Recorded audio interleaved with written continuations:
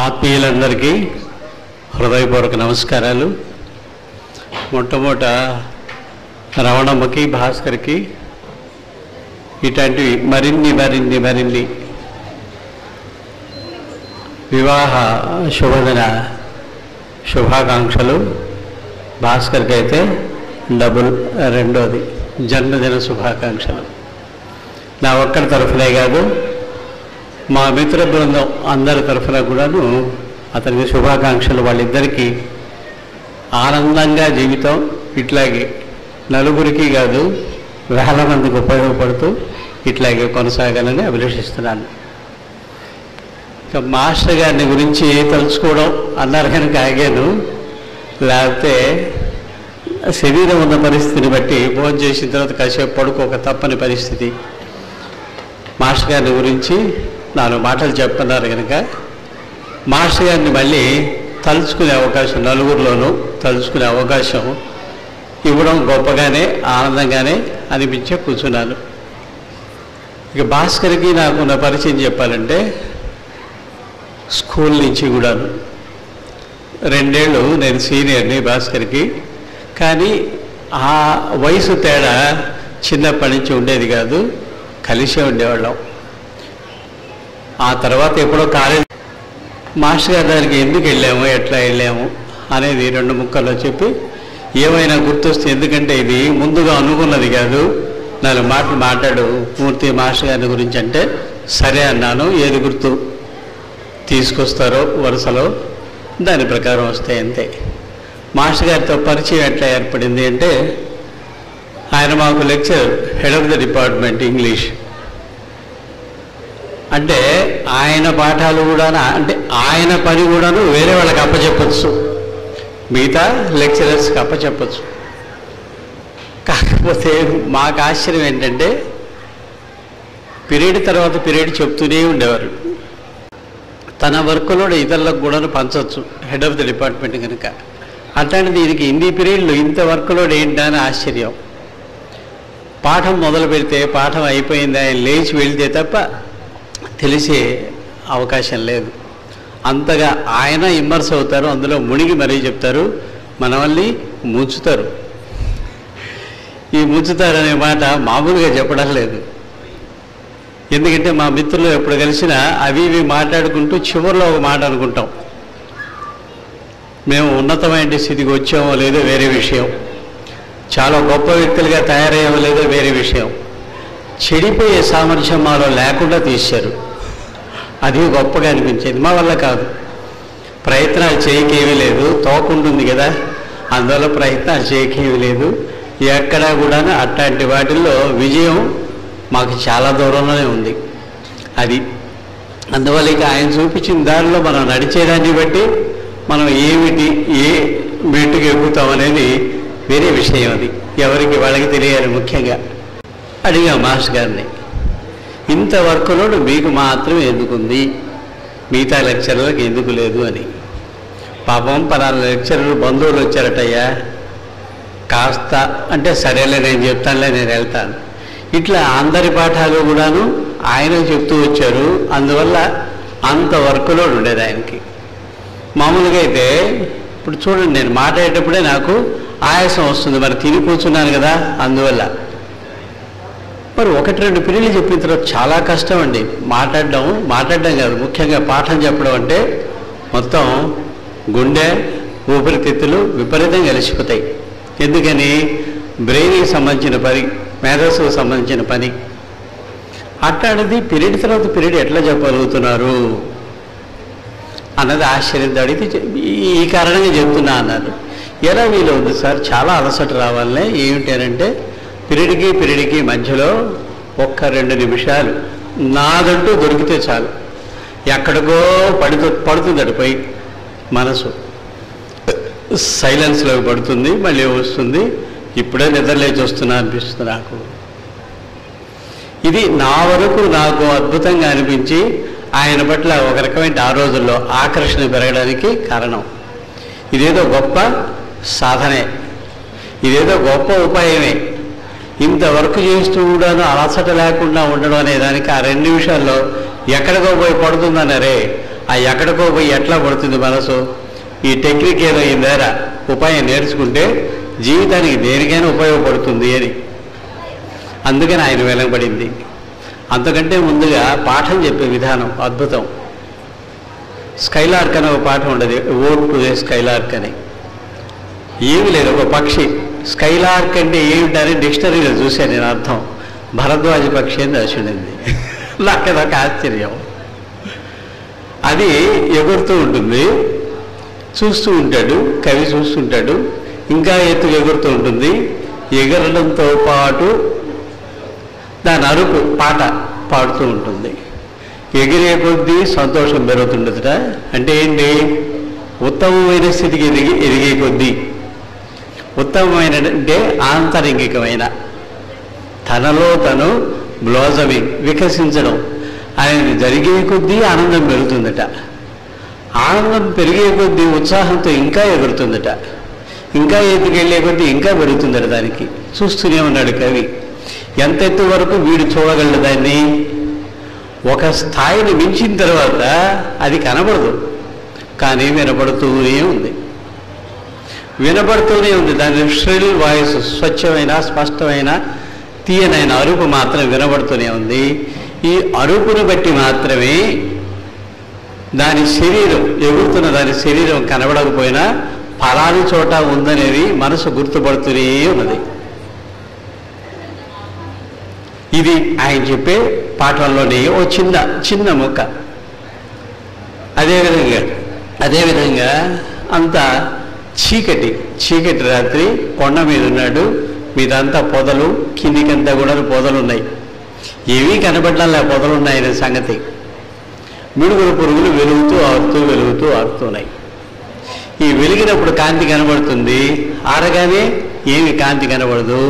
మిడుగురు పురుగులు కనబడకపోయినా అవి అక్కడ ఉన్నాయనేంటి స్పృహ, గుర్తు అట్లాగే ఉంటుంది.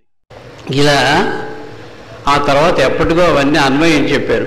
ఆయన చెప్తున్నప్పుడు కాంతి ఆరిపోగానే కూడాను అది అక్కడ ఉందనేంటి గుర్తు ఎట్లా అయితే నిలబడిపోయిందని చెప్తూ ఉన్నప్పుడు ఆ గుర్తు మనలో కూడా మేలుకుంటూ ఉన్నట్టు అనిపించేది.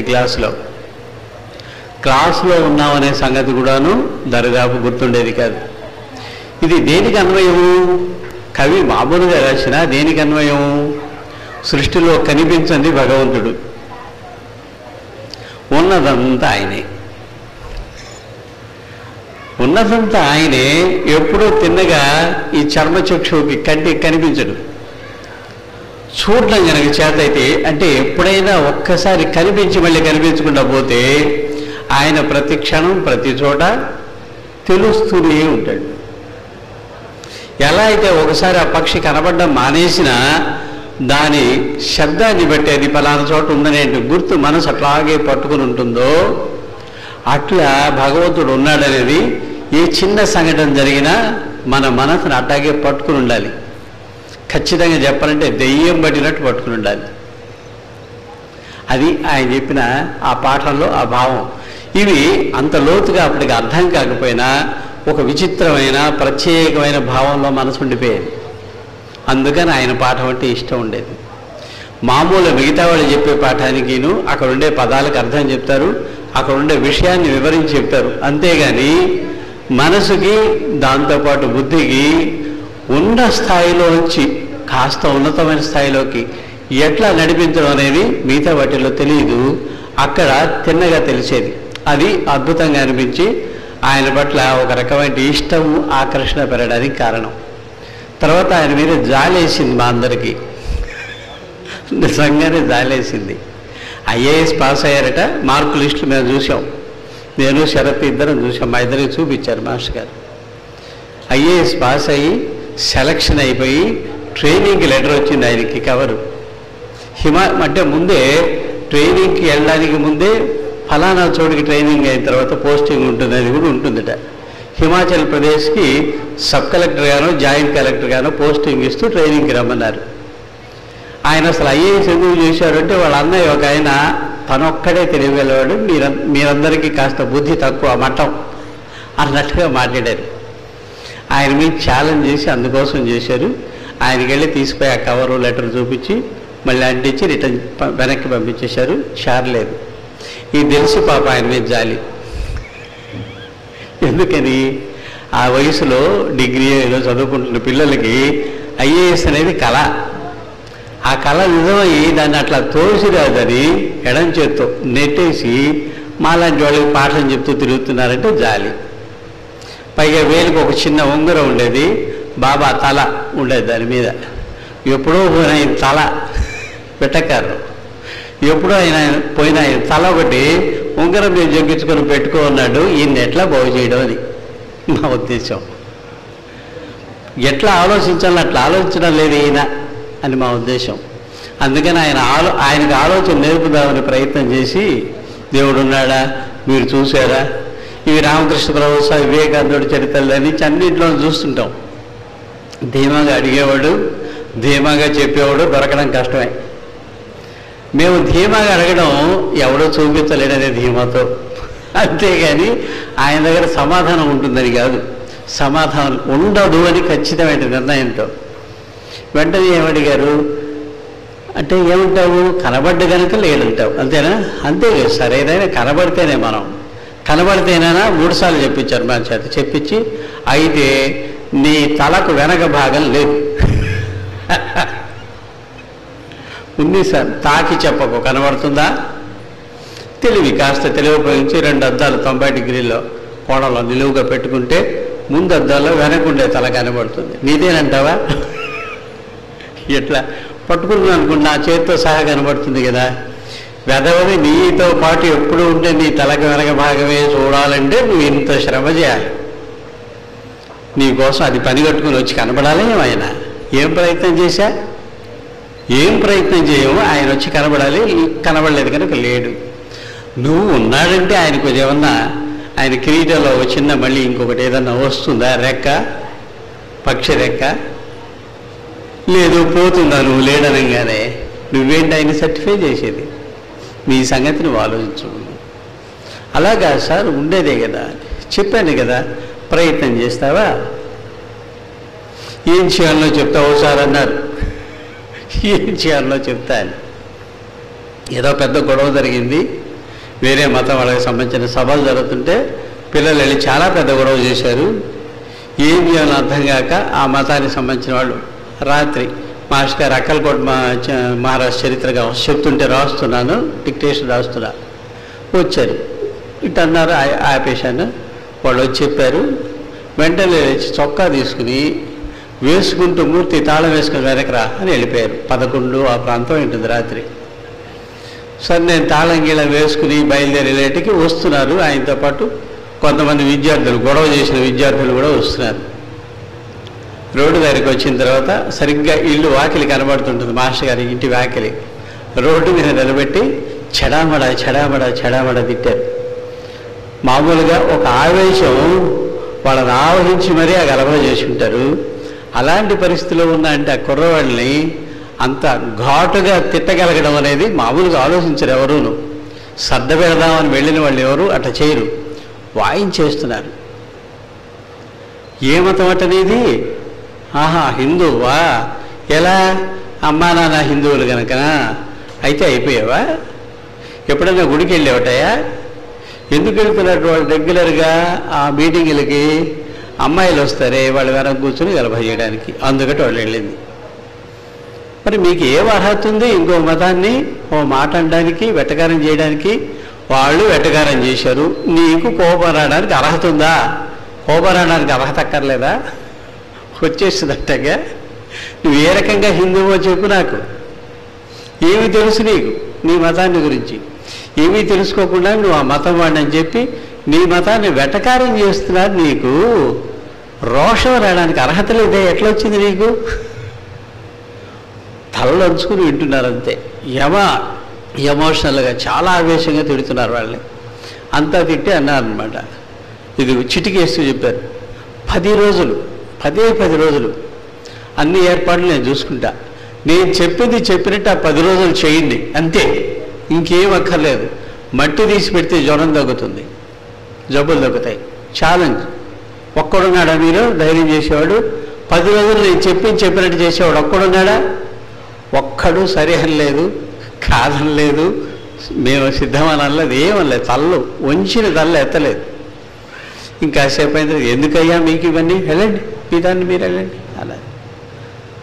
మేమిద్దరం వస్తున్నాం రూమ్కి.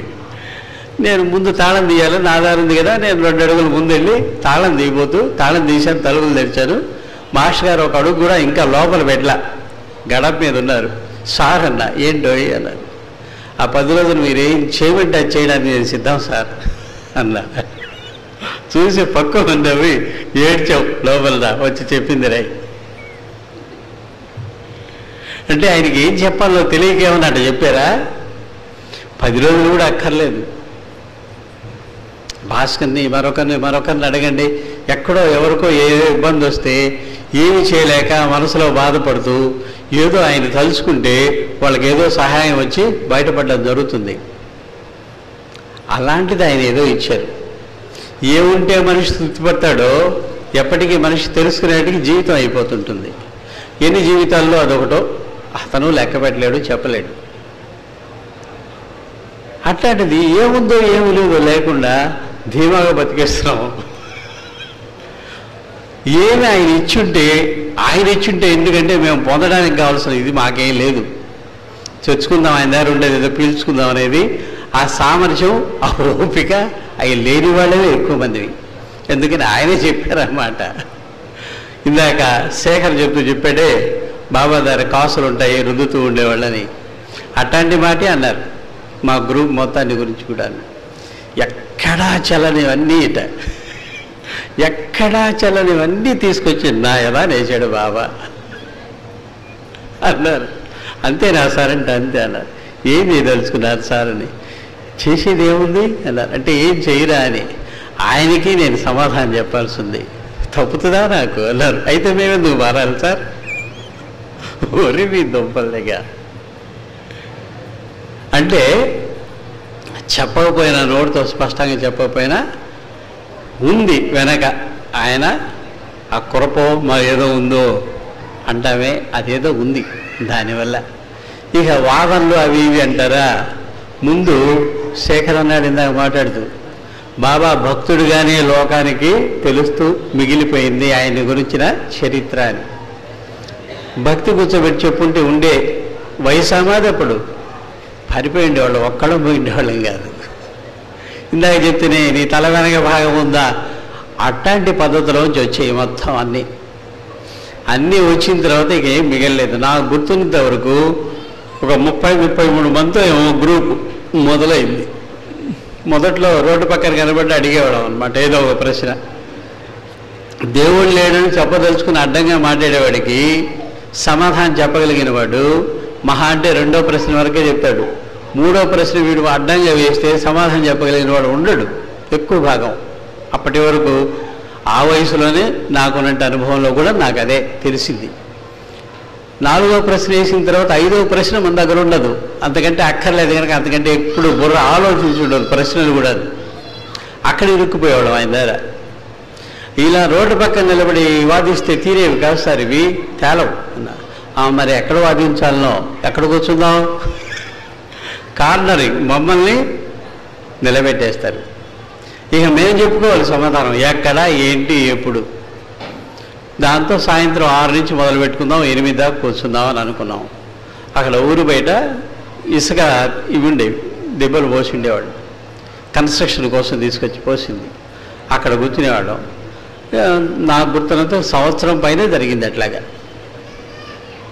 చాలా కొద్ది కాలంలోనే 100 మంది, 120 మంది, 150 మంది హాస్టల్లో అమ్మాయిలు కూడాను ప్రిన్సిపల్ని పర్మిషన్ అడిగి మరీ వచ్చి కూర్చునేవాళ్ళు. ఆ తర్వాత ఆయన ఒక్కరే ఆ ఎత్తున కూర్చుని ఎవడు ఏది అడిగినా సమాధానం ఆలోచించకుండా, ఒక క్షణం కూడా ఆలోచించకుండా వచ్చేవి. అంటే ఏదో ఉంది, దాని దేన్నో పట్టుకుంటే ఒక్కొక్కటి ఈగ తీసినట్టు ఆలోచించక్కర్లా. ఆ ఒక్కదాంతో కాంటాక్ట్ ఉంటే ఈ ప్రశ్న అటు పోతుంది, సమాధానం ఇటు వస్తుంది. ఎప్పుడు సమాధానం ఎక్కడుంటుంది? మ్యాథ్స్ క్వశ్చన్ పేపర్ తీసుకున్నారు, క్వశ్చన్ పేపర్లు ఇచ్చిన లెక్కలోనే సమాధానం ఉంటుందా, ఇంకెక్కడ ఉంటుందా? అందులోనే ఉంటుంది. అందువల్ల ప్రశ్నే సమాధానం వస్తుంది. అది ఓసారి అంతటా ఉన్నారు. ఏ మహాత్ముడైనా, ఏ సాధువైనా, ఏ ఉపన్యాసకుడైనా ఆధ్యాత్మికంగా చెప్పంటే అంతా నిండి ఉన్నది భగవంతుడే అని చెప్తాడు. చెప్పేవాడికన్నా అనుభవంలోకి రావాలి, వినేవాడికి వినగానే అన్న అనుభవంలోకి రావాలి, చస్తే రాదు. ఎట్లా ఇది కనబడుతుందే విడిగా, అన్నిటి నుంచి వీడికి కనబడుతుందే. నా బుర్ర తినేసింది ఆ ప్రశ్న ఒకసారి. ఇదే చెప్తున్నారు, ఒక్కరే మాస్టర్ గారు ఒక్కరే ఉన్నారు. అది ఎట్లా సార్, మీరు ఎన్నిసార్లు చెప్పినా బుర్రకి ఎక్కడం లేదు, విషయం అర్థమవుతుందే కానీ అది కాదుగా అర్థం కావడం అంటే నాకు అనిపించాలి కదా, అనిపించడం లేదే. ప్రపంచం నుంచి అన్నిటి నుంచి వేరుగా నేను ఉన్నాను కనుక కదా మిమ్మల్ని అడుగుతున్నాను. అడగడం కాక ఇంకా ఏది కారణం అని చెప్పు. ప్రపంచం నుంచి నువ్వు విడిగా ఉన్నావనడానికి నీకున్నటువంటి ఖచ్చితమైన కారణం ఏంటో చెప్పు అని. ఈ శరీరం సార్, నా శరీరం నాకు కనబడ్డల్లా, నీ శరీరం విడిగా నాకు కనబడ్డల్లా.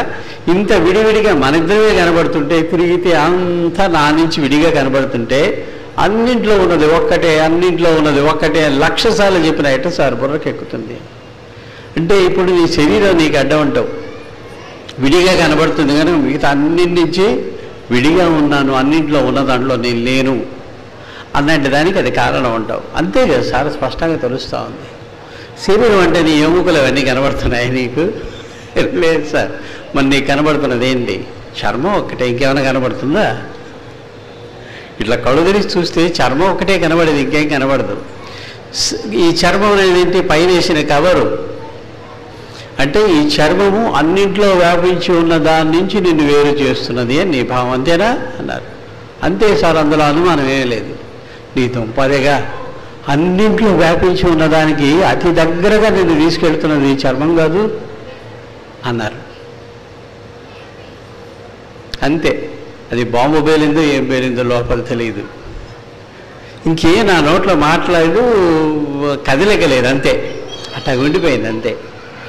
ఏదైతే ఆటంకంగా మనకు సాధనకి అనిపిస్తుందో అది సహకారం ఇవ్వడం అనేది చెప్పడానికి ఉండాలి. వాళ్ళ వల్ల అయితే తప్ప వేరే వాళ్ళ వల్ల కాదు. ఎంత గ్రంథ పఠనం చేయనండి, ఎంత వివరంగా ఎన్నో శ్లోకాలు తీసుకొచ్చి అన్నీ చెప్పనండి, ఒక్క మాటతో డామ్మని పగలగొట్టడం మాత్రం అనుభూతి చెందినవాడికి మాత్రం వీలవుతుందేమో. రెండోది, ఇదే ప్రశ్న వేరే ఒకళ్ళు వేస్తే అదే సమాధానం వచ్చిండకపోవచ్చు, ఆయన దాని నుంచి మరొకటి రావచ్చు. ఎంత సులభం చేశారో అనిపించింది. అంటే ఇప్పటికీ నాకు అట్లాగే ఉందని అనుకోకండి, ఆ క్షణంలో అయిపోయింది అంతే. అది ఎవరి బలము? నా బలమా, నా బుద్ధి బలమా అంటే ఇప్పటికీ ఉండాలి కదా అది.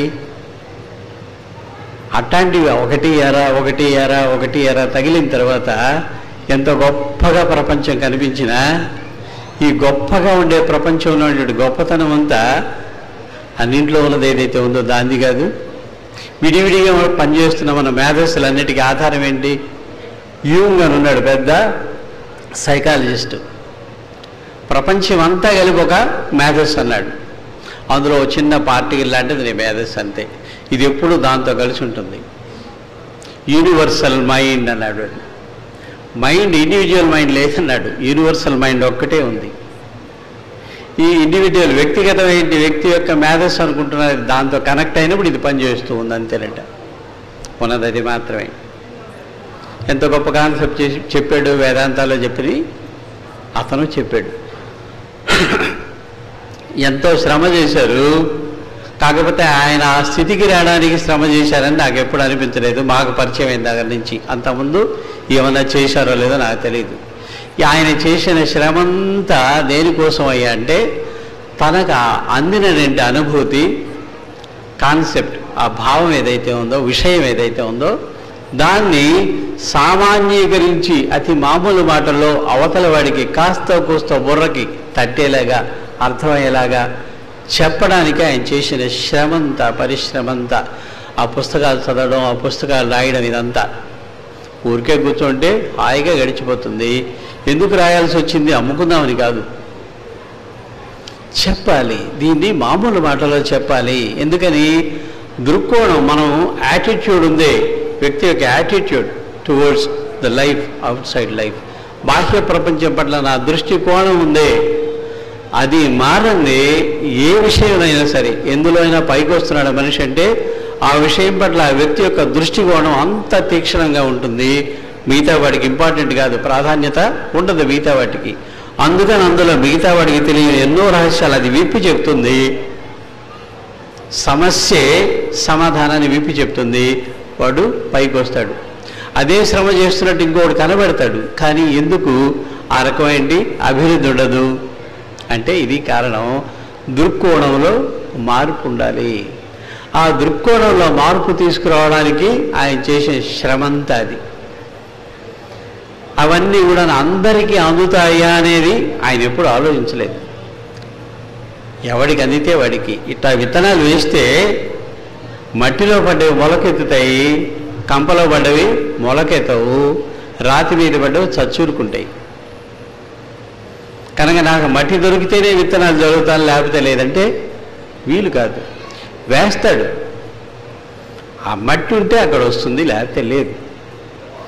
వేయడం మానేస్తే మట్టి ఉన్న చోట కూడాను విత్తనం అందంటే అవకాశం ఉండదు. అవకాశాన్ని వాళ్ళు కల్పిస్తారు.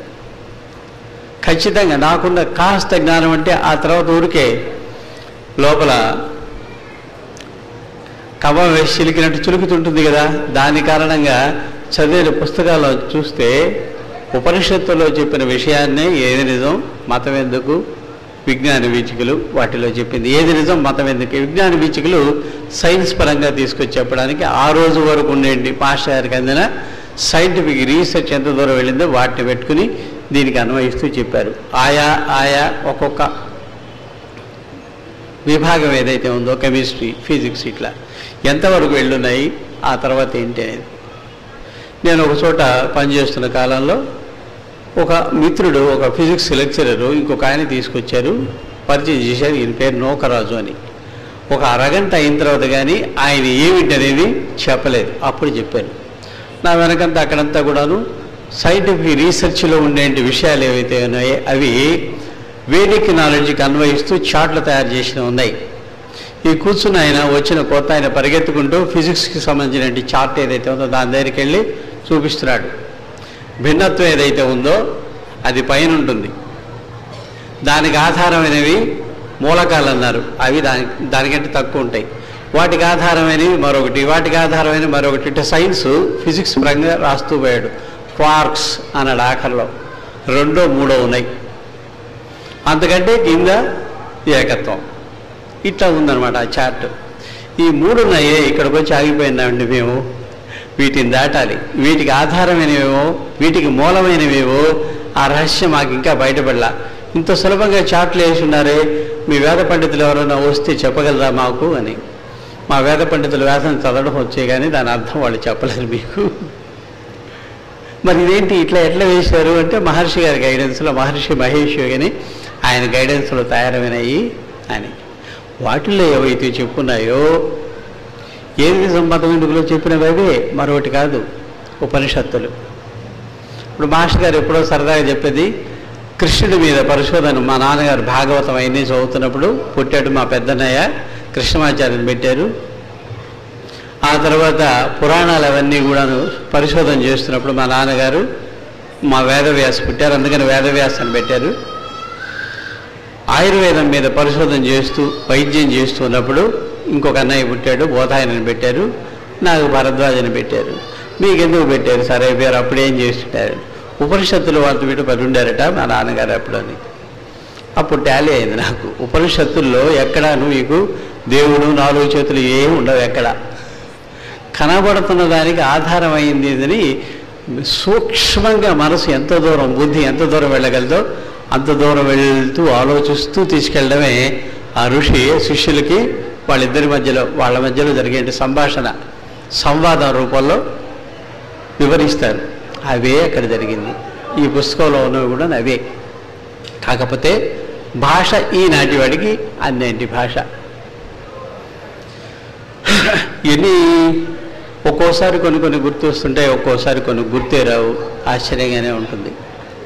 పొద్దుటే ఓసారి చాలా బక్కగా సన్నగా ఉండేవాడిని నేను. నడుస్తుంటే కాలు వెళ్ళి ఇట్లా లాగేసేవి. బలహీనత బాగా ఉంది నీకు, అందువల్ల రేపు పొద్దుట 6ంటికి రా, ఆసనాలు నేర్పుతాను అన్నారు. 6 నేను పోయి తలుపు తట్టేపటికి తలుపు తెరిచి ఏంటి ఎందుకు వచ్చా అన్నారు. నాకు పలానా చెప్పలేదండి, దానికి రేపు పొద్దుట 6ంటికి ఒకసారి రా అన్నారు, అంతే. ఆసనాలు నేర్పుతాను, ఇవి కూడా అప్పుడు చెప్పలే. ఎందుకు వచ్చా అన్నారు. మీరు రమ్మన్నారు సార్ 6ంటికి. ఎందుకు చెప్పానబ్బా, ఆసనాలు నేర్పుదాం అనుకున్నా, ఈరోజు కాదులే రేపురా అన్నారు. ఏమి సార్ ఈరోజు అని కానీ ఏమి అడగలేదు. సరే సార్ అన్నా వెళ్ళిపోయాను. అట్ట అడిగే రోజులు అయిపోయి అంత ముందుగా అయిపోయినాయి. మళ్ళీ మరుసటి రోజు 6ంటికి తలుపు తిట్టారు. తలుపు తెరిచి ఏంటి సంగతి అన్నారు. నేను చెప్పాను సార్ ఆసనాలు నేర్పుతాను, మళ్ళీ ఈరోజు రమ్మన్నా. నేర్పించేస్తే పోతుంది, మళ్ళీ వస్తావు రేపు నువ్వు పదా. బక్కగా ఉన్నాను కనుక ఆయన అక్కడ వేసి చూపిస్తే ఇక్కడ వేసాను నేను, అయిపోయింది. ఇంకోసారి పొద్దుట ఇడ్లీ తీసుకెళ్తే, టిఫిన్ తీసుకెళ్తే ఆ లోపల చిన్న రూమ్ ఉంది కదా, చాలామంది వెళ్ళొచ్చి ఉంటారు అనుకుంటాను. తపోవనం చూసుకుంటారు కదా, ముందు హాల్ ఉంది, దానికి ఆనుకుని లోపల చిన్న గది ఉంటుంది, ఫోటో కనబడుతుంటుంది బయటికి మాస్టర్ గారిది. ఆ గది సైజు చూసుంటారుగా, అందులో మాస్టర్ గారు లాంటి ఆకారం ఒకటి పడుకుంటే అటు ఇటు ఎంత ఖాళీ ఉంటుందో కాస్త ఊహించండి. ఆ గదిలో పోయి పెట్టేసిరా, ఏముందో చూసిరా అన్నారు. ఏముంది సార్, చూడబట్టి చూసిరావాలి, ఏముందో చెప్పేటువంటి ఎందుకు చెప్పను, వెళ్ళి చూసిరా అన్నారు. పరిగెత్తుకుంటే లోపలికి ఇడ్లీ పెట్టి చూస్తే ఇంత ఉంటుంది, నాగుపాము కుబుసం తల మీద, ఇది గుర్తుంటుందిగా. చూసి సార్ నాగుపాము కుబుసం సార్ అన్న. ఓర్ని దుంపదగా తాకి చూడలేదు అన్నారు. పాము కుబుసం సార్ అన్న. కరుస్తుందా, అదేం పాము కాదుగా, పోయి తాకి చూసిరా అన్నారు. మళ్ళీ వెళ్ళి తాకి చూస్తే తడిగా ఉంది. సార్ తడిగా ఉంది సార్ అన్నారు. అంటే ఏమిటి అర్థం అన్నారు. ఫ్రెష్ సార్ అని. అదేం తిండే, ఫ్రెష్ అని అర్థం సార్.